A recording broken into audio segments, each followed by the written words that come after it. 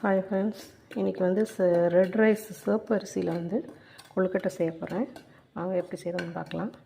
இந்த சிவப்பரிசி மாவு வந்து நீங்கள் சிவப்பரிசி வாங்கி திரிச்சிக்கவும் செய்யலாம், இல்லை கடையில் நான் வந்து இப்போ ரெடிமேடாக வாங்கியிருக்கேன். கடையில் வாங்கியிருக்கேன். அதை வந்து நல்லா வறுத்துக்கலாம்.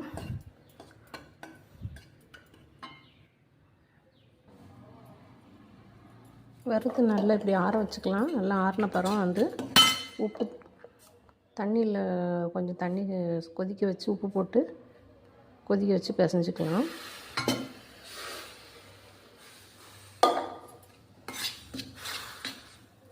அதை கட்டிப்பிடாமல் நல்லா பிசைஞ்சிக்கலாம்.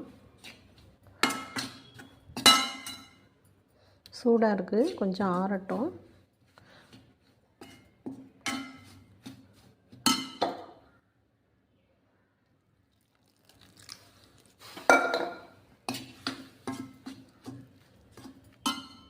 இந்த மாவு ஆறுறதுக்குள்ளே நம்ம பூரணம் ரெடி பண்ணிடலாம். அதுக்கு வந்து நாட்டு சக்கரை, நான் நாட்டு சக்கரை போட்டு வைக்க போகிறேன்.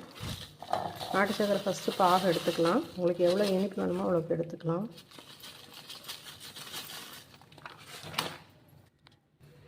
பாகு கொதிச்சிட்ருக்கட்டும். அதுக்குள்ளே நம்ம வந்து தேங்காய் வறுத்துக்கலாம். நான் வந்து இன்றைக்கி பூரணத்துக்கு வந்து தேங்காய் பாசிப்பருப்பு வேக வச்சு வச்சுருக்கேன், அதை சேர்க்க போகிறேன். தேங்காய் முதல்ல நெய் போட்டு வறுத்துக்கலாம். எவ்வளோ தேங்காய் வேணுமோ நம்ம போட்டுக்கலாம்.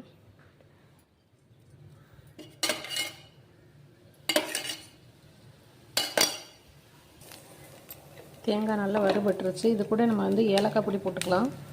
நான் வந்து வறுத்திரிச்சு வச்சுருக்கேன் ஏலக்காய் பொடி, அதை போட்டுக்கலாம்.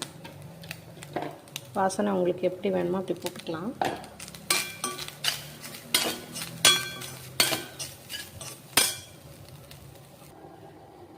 பாகு ரெடி ஆயிடுச்சு. இதை நம்ம வடிகட்டி இந்த தேங்காவோடு ஊற்றிடலாம்.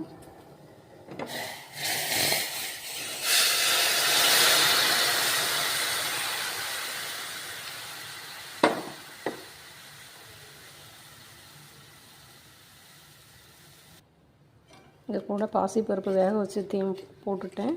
இது நல்லா கட்டியாகணும். கட்டியான அப்புறம் நம்ம வந்து பூரணம் பிடிக்க வேண்டியதான். பாருங்கள், பாகு நல்லா கட்டி இதாகிடுச்சு பூரணம். இந்த ஸ்டேஜில் நம்ம ஆஃப் பண்ணிவிட்டு கொஞ்சம் நேரம் ஆற வச்சுட்டு நம்ம வந்து கொழுக்கட்டை பிடிச்சி பூரணத்தை உள்ள வைக்க வேண்டியதான். பாருங்கள், சூப்பராக ஆச்சில் வச்சாச்சுங்க. வேக வச்சு எடுத்துடலாம்.